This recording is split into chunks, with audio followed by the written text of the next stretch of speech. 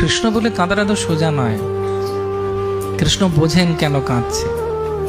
একটা ছোট শিশু খাট থেকে পড়ে গেছে, খুব কাঁদছে, তো মা দৌড়ে এসে একটা লাড্ডু দিয়েছে।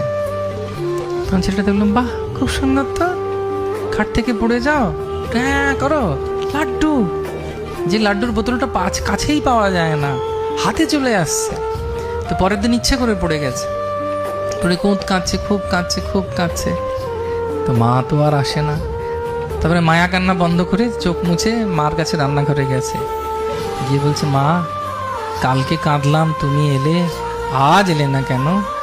তখন মা বলছে, যে কালকে তুমি কেঁদেছো আমার জন্যে, আজকে লাড্ডুর জন্যে কাঁদছো, আমি চাই। সেজন্য কৃষ্ণকে ভালোবাসে যখন আমরা